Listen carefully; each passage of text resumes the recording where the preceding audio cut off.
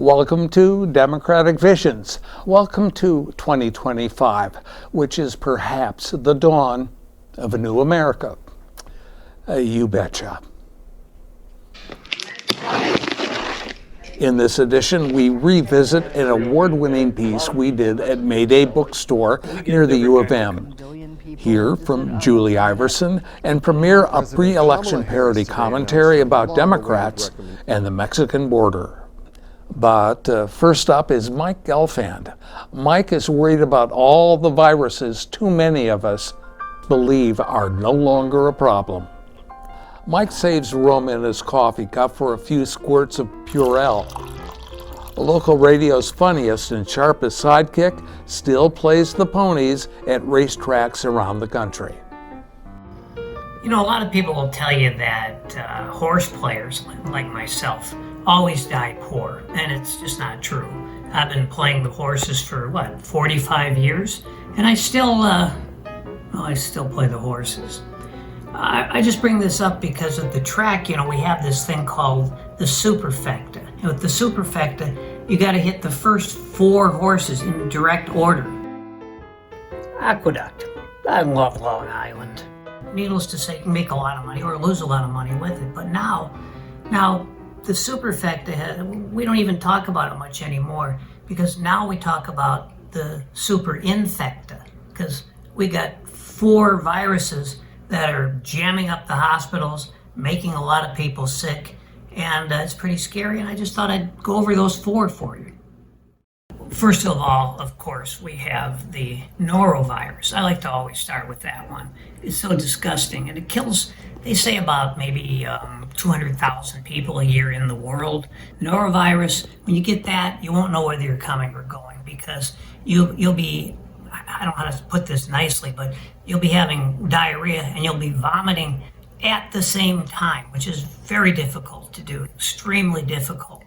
And the thing about norovirus is that it's really contagious. And by the way, a real disappointment for you.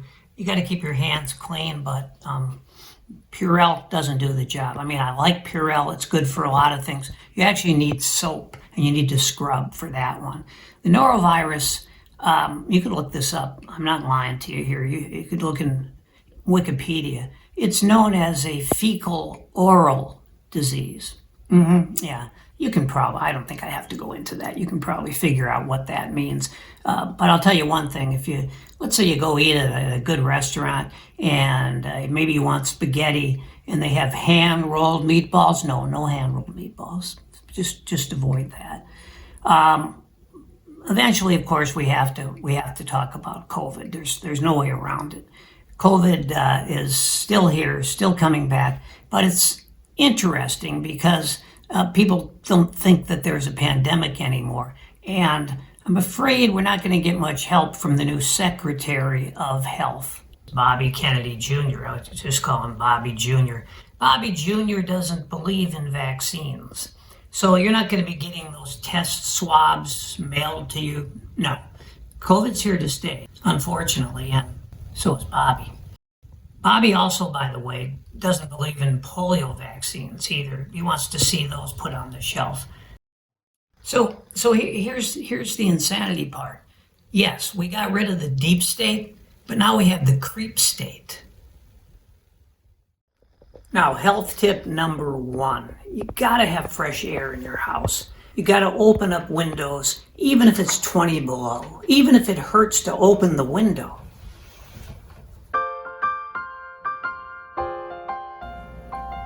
Take that, COVID.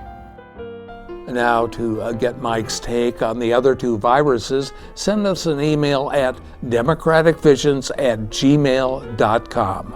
That's democraticvisions@gmail.com. Last summer, Julie Iverson talked about just hanging in there.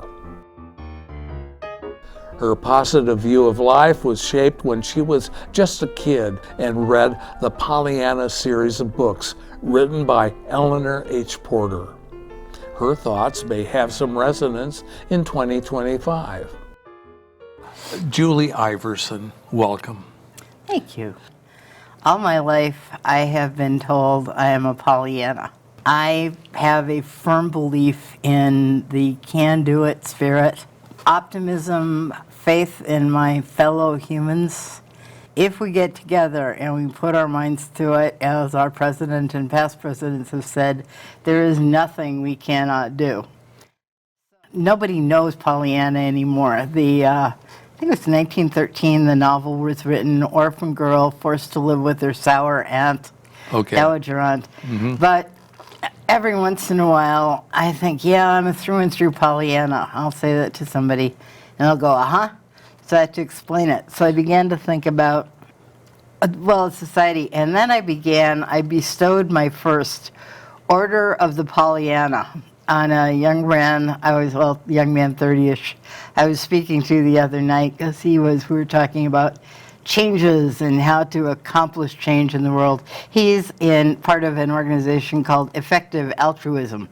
And he was saying, but I don't know, how would we do these things? You know, we're all just little people and this and that. And I turned to him and said, okay, that's it. I bestow upon you the Order of the Pollyanna. Yeah, and I start out talking about the Pollyanna Society, where in fact it is the Order of Pollyanna. Yeah, well, the Pollyanna Society does exist, will exist, but it is growing out of a need to say, and you're a Pollyanna too. I think it is a natural part of the human spirit to believe that you can, to believe that you can work together, to have more trust than mistrust between us. And they call me a Pollyanna. But how do we find that? The tools aren't there. In terms of 7 billion people, is it, on the planet? And the governance systems, the institutional systems, are pretty much lip service in terms of real participation. They'll ask you for comments on the final draft of something they're going to adopt anyway. Not for real input on what would you like to see. America, and I think leaders by and large, used to dream big dreams and have big goals. And I think now we're pretty, if not small, in our goals and our dreams. They're way too much about money. Get your degree quick so you can get out and get a good paying job. Sure. Every 2 years, buy the expensive car that some marketer wants to say. An 80% consumer economy, you don't spend your money, we die. You're talking about the United States and Europe and other very well-off countries here. Most of the world is still living peasant farmers in slums, favelas. They're doing what they can just to eat day by day. And we're doing what we can to sell them that they should adopt our model. Thank you, Julie. Now this, a pre-election commentary by a guy named OK Boomer. Democrats should own the Mexican border issue. Here's how. Maybe. Vice President Kamala Harris today announced her long-awaited recommendations to resolve the immigration problems at the Mexican border. Primary among these is the building of 200 immigration facilities, one every 10 miles across the 2,000-mile border. And following what she called the Wuhan, China hospital model, the project can be constructed in about 2 weeks. These facilities, to be called the Donald Trump Welcome Centers, are to be operated by La Quinta Hotels. The centers will house on-site legal assistance, meeting rooms, immigration courtrooms, Border Patrol offices, and standard hotel accommodations for guests and employees alike. The largest of the facilities will offer a dedication to our 45th president and be called Trump Tower. Back to you.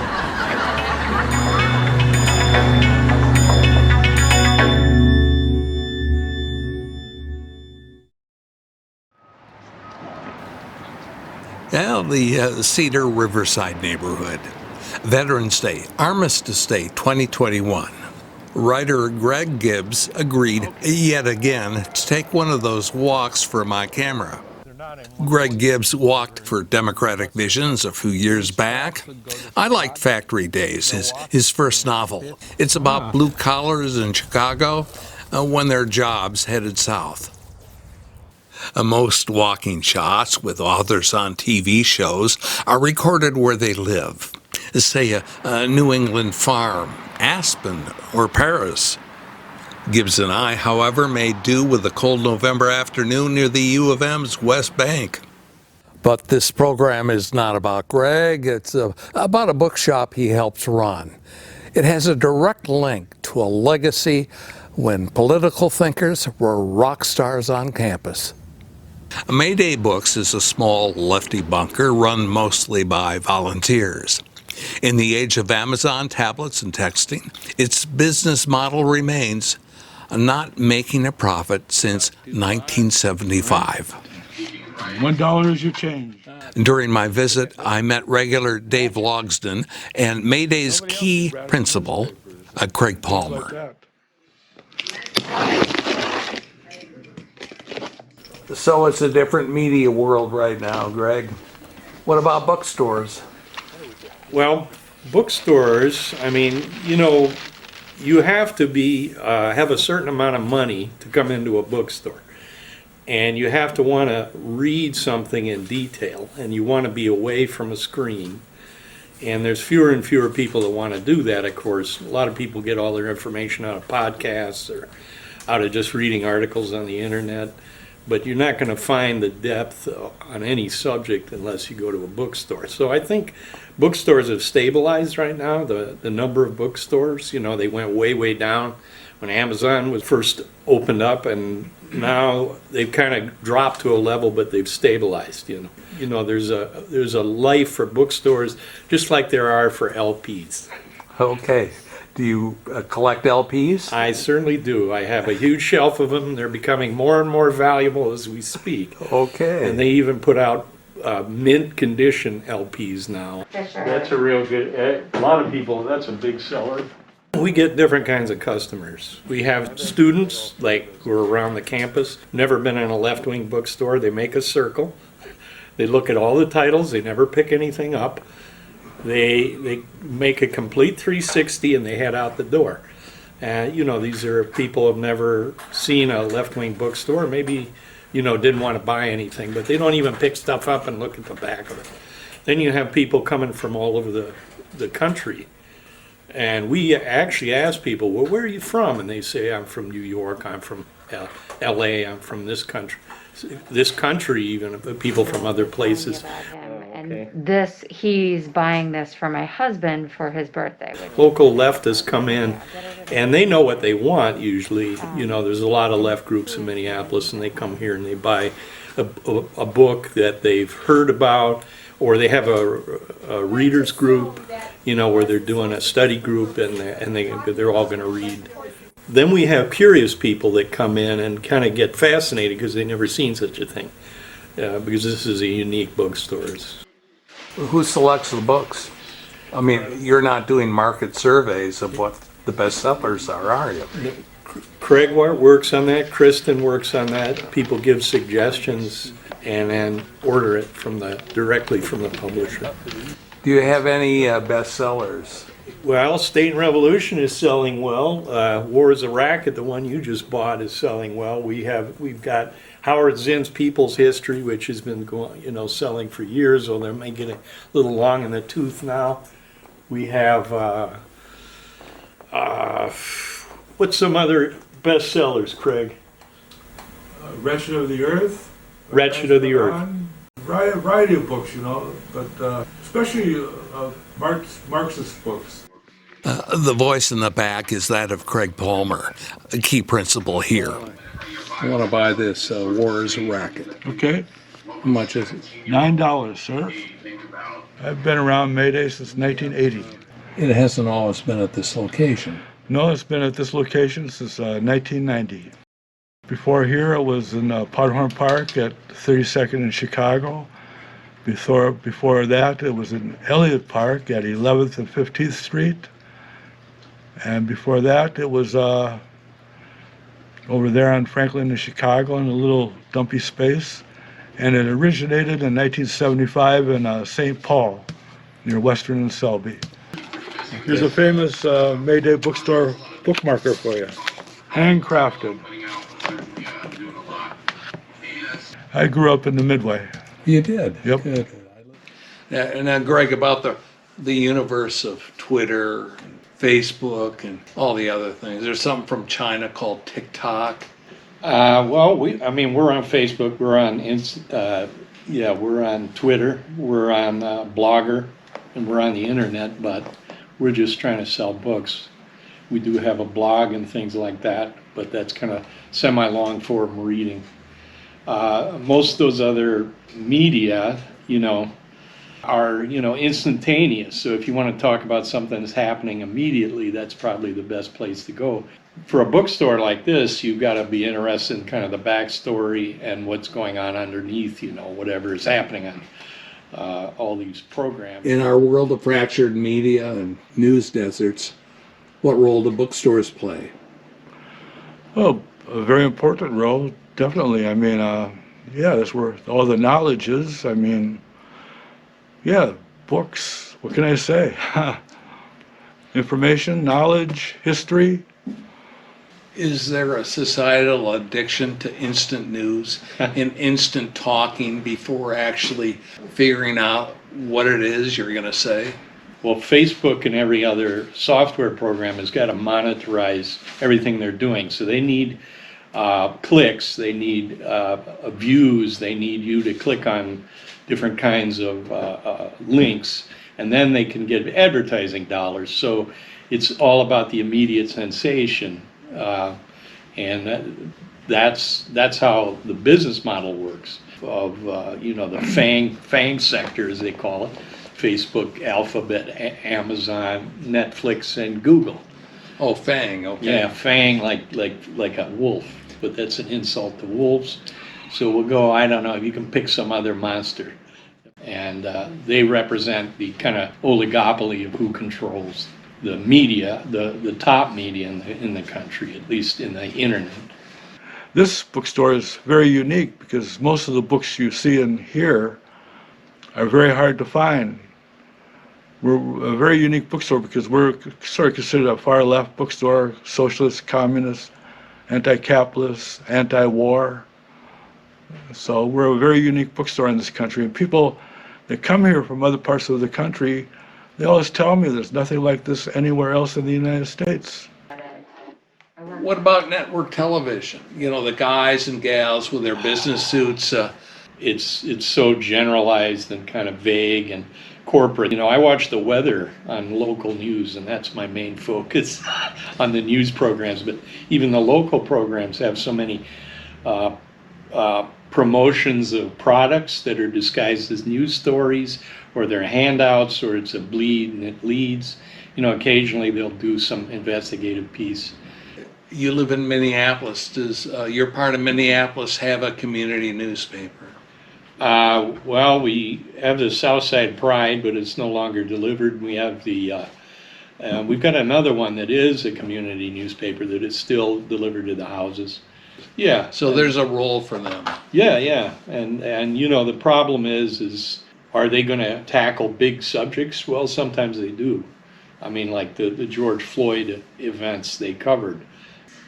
Now, do customers order books by mail, or how do they? No, we're a walk-in bookstore. And that's it.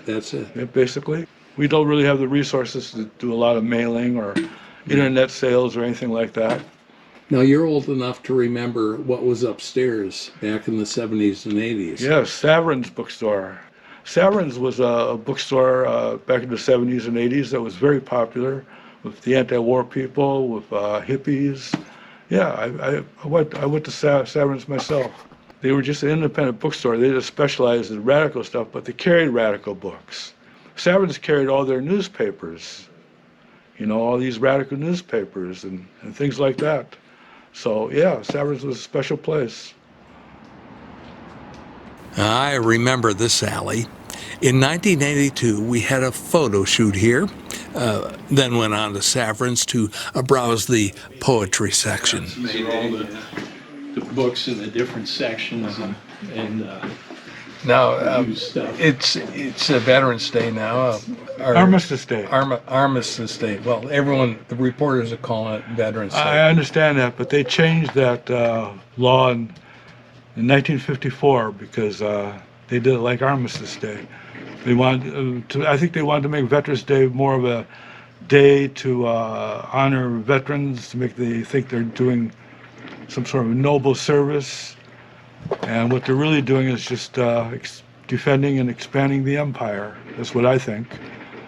That's what I think Vietnam was all about. It is Armistice Day, yes. And you were on Fresh Air Radio just Yes, half hour yes, ago. it's a full day for us. Actually, it's a day and a half because I was just on a radio station in Fresno last night with Steve McCune, and we talked about why we call it Armistice Day, why Veterans for Peace nationally has had a national campaign, and bringing that day back to being Armistice Day.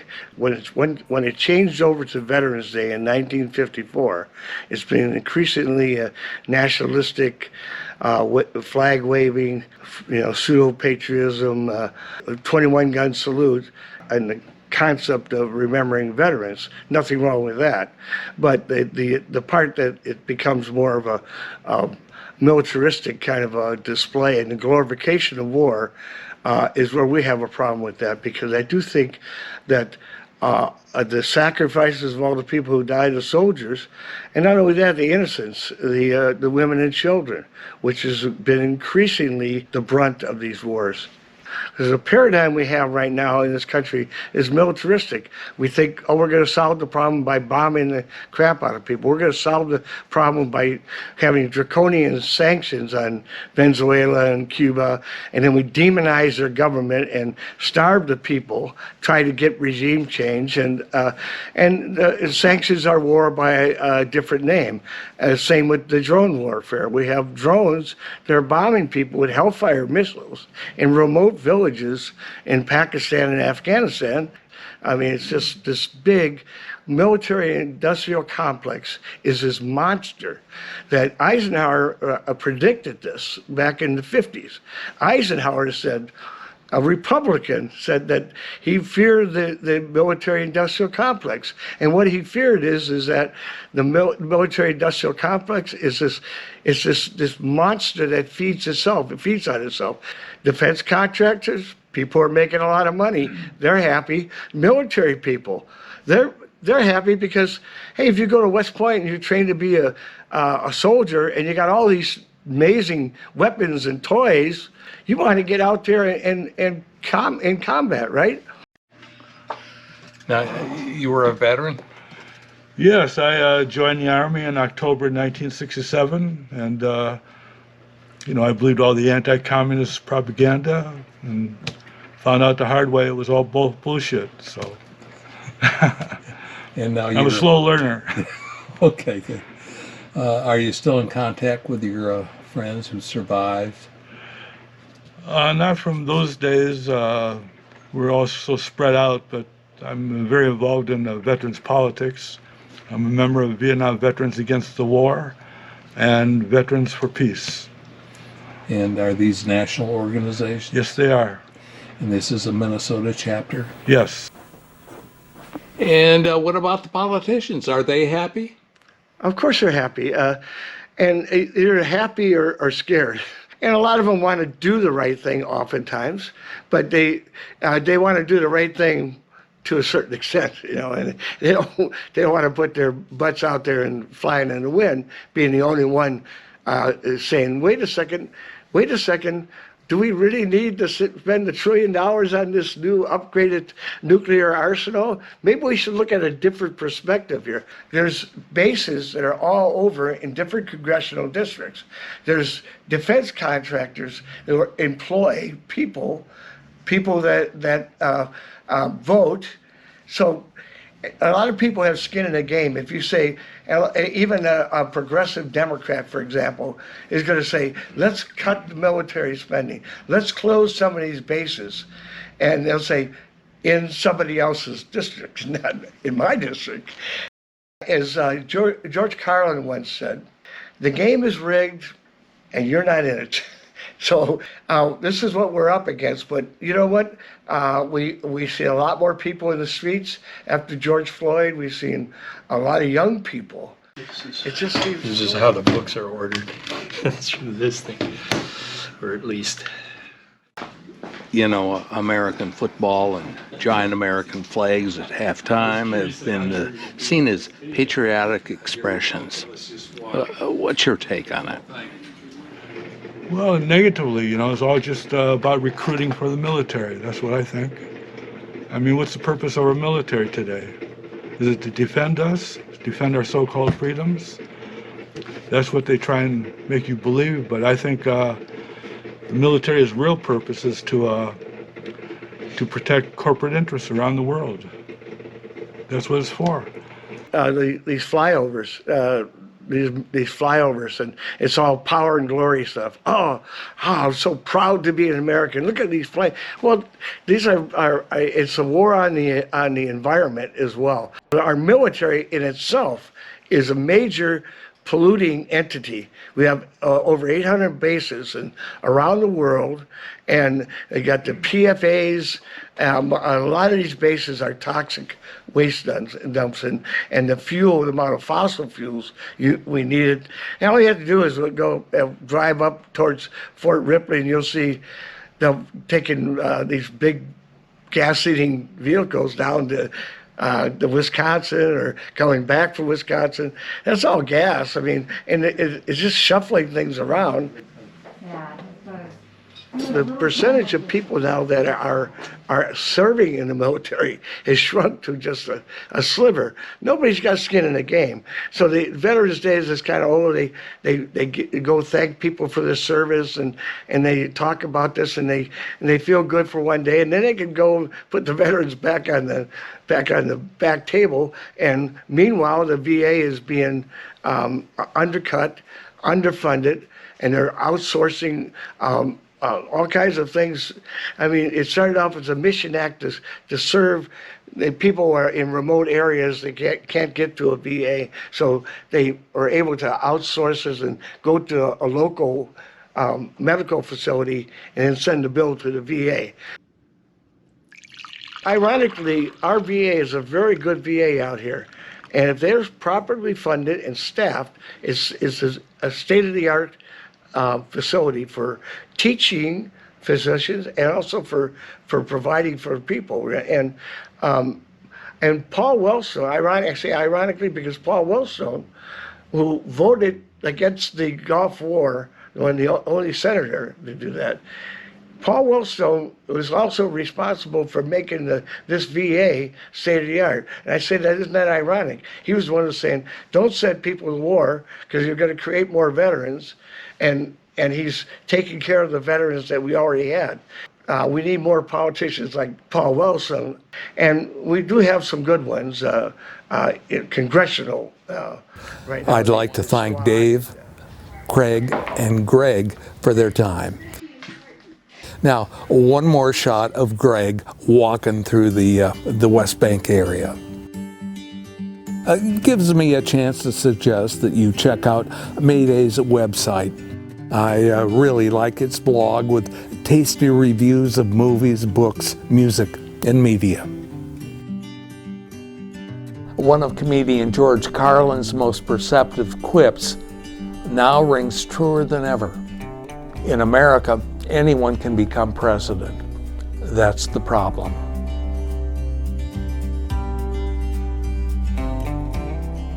Too many male voters did not man up and vote for Kamala.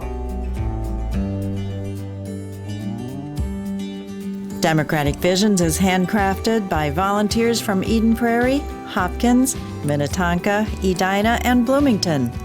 Watch us on select cable systems and on our YouTube channel.